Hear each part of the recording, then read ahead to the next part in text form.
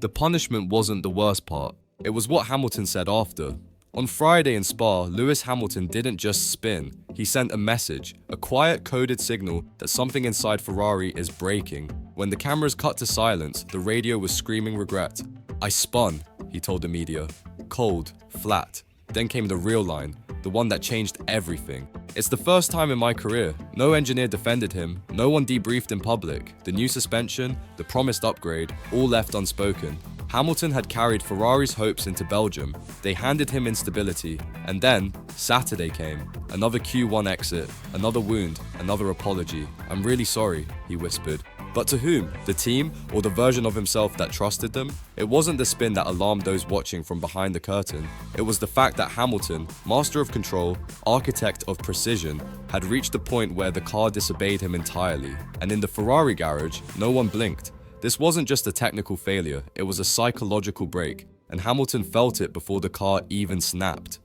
In SQ1, his first lap was messy, unsettled, but instead of recalibrating, he was told to push, and he did.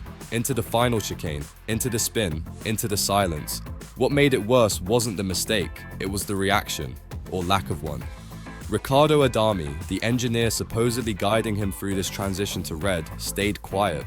There was no calming voice, no strategic adjustment, no protection, just radio static and a driver left exposed. Meanwhile, on the other side of the garage, Leclerc quietly secured P4, the gap to pole, 7/10. Yet the mood was almost celebratory. Leclerc said the car felt good. The team nodded, no alarms, no crisis. The same upgrade Hamilton said changed nothing had supposedly brought clarity to Charles. How?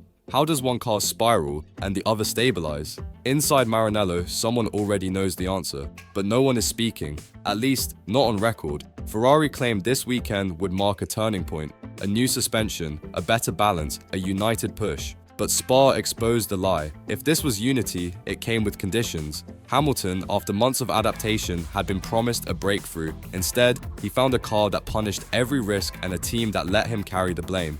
Massively frustrated, he admitted, but the deeper wound was trust, and it showed. The setup, Leclerc's. The upgrade, Leclerc's feedback. The silence, Adami's. And Hamilton?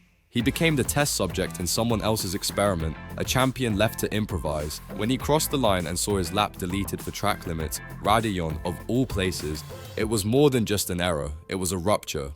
Back-to-back Q1 exits, career firsts, not because of pace alone, but because of something more dangerous, disconnection. Not from the car, from the people managing it. This wasn't speed as chaos, this was Ferrari's control strategy misfiring. Again. We've seen this before, just not with Hamilton. Sebastian Vettel knows the pattern, a setup that favors one driver, a silent engineer during crisis, apologies in public but none in the garage, and then the slow leak of trust that becomes irreversible. Hamilton isn't naive. He didn't expect perfection in year one, but what he didn't expect was a team so rehearsed in silence. In Mercedes, failure was shared. At Ferrari, failure is isolated. And in Spa, Hamilton stood alone. And yet, even as the media swarmed, he didn't lash out, he didn't accuse. He looked into the cameras and said, "Tomorrow's a new day," not because he believed it, but because someone in that garage had to show leadership. And it wouldn't be coming from the pit wall. Behind closed doors, the murmurs have started. The new components aren't reacting as expected, but only on one side of the garage. Adami, under pressure, avoids giving full clarity on radio. And Leclerc, protected, stable, unquestioned. It's not sabotage, it's worse, it's systemic. Hamilton's body language after the spin said more than the broadcast ever could. No hand wave, no anger, just a slow walk back, eyes down, shoulders square. It wasn't shame, it was calculation. He knows what these moments reveal. Every camera in Spa caught Leclerc chatting with his engineer, deconstructing data, adjusting with calm precision. But Hamilton? There was no post-session dialogue, no visible engineer engagement, as if Ferrari had already decided where the problem was, not in the system, but in the driver. But Hamilton isn't new to this dance. At Mercedes, he built a culture of accountability. At Ferrari, he's encountering a culture of deflection. The same car that was supposed to lift him collapsed under pressure, and the garage looked away. And that's when he spoke. Not on the radio, not to Adami, to the press.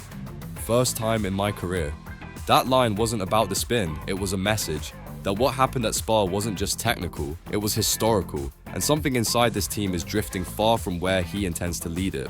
The line echoed through the paddock like a quiet alarm. First time in my career. Hamilton doesn't throw those words lightly. They're loaded, deliberate, and they cut deeper than any headline, because behind that phrase is a truth Ferrari cannot ignore. Lewis Hamilton, the most experienced driver on the grid, just lived a failure that his 2-decade career had never produced. And it happened under their watch. At Mercedes, such a line would have triggered an emergency debrief. At Ferrari, it triggered nothing. No press release, no engineer interview, no damage control. Just the same thin optimism. Tomorrow is another day, but tomorrow doesn't fix a system that's misfiring from within. And Hamilton's apology? That wasn't submission, it was responsibility, the kind Ferrari's leadership has rarely shown. He took the blame publicly so the team wouldn't fracture further in private, but the message was sent. He sees the cracks, and he's keeping score. What comes next isn't about redemption on Sunday, it's about control.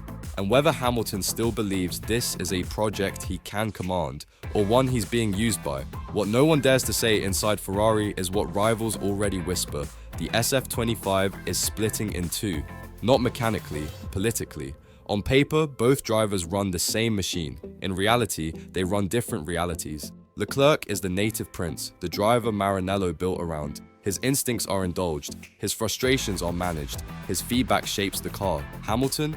He's the outsider, the one expected to adapt, to absorb, to lead without disrupting. But what Spa revealed is that even legends fracture when the system doesn't bend. The new suspension, touted as the great equalizer, responded to Leclerc with feeling and to Hamilton with instability. Same part, different outcomes.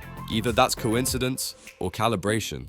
When Hamilton said the words, "first time in my career," it was both confession and warning. A confession that the trust in the car is eroding. A warning that if this continues, the story won't be about pace or podiums. It'll be about whether the greatest driver of this era was ever truly given the tools to win in red. This weekend was supposed to be about upgrades. Instead, it exposed something far more fragile: belief. Not just Hamilton's belief in the car, but in the system around him. When a 7-time world champion spins twice in 24 hours, it's not just grip, it's deeper.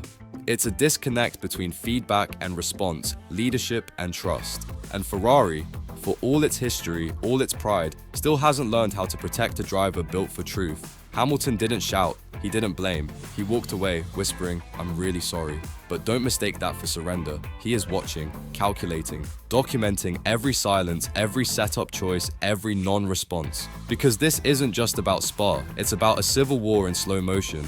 One fought not with declarations, but with missed debriefs, mismatched setups, and silences louder than engine noise. And next weekend, the real battle begins again. If you believe Hamilton deserves better, drop "Stand with Lewis" in the comments. And subscribe, because the next episode won't be about lap times, it will be about who dares to lead.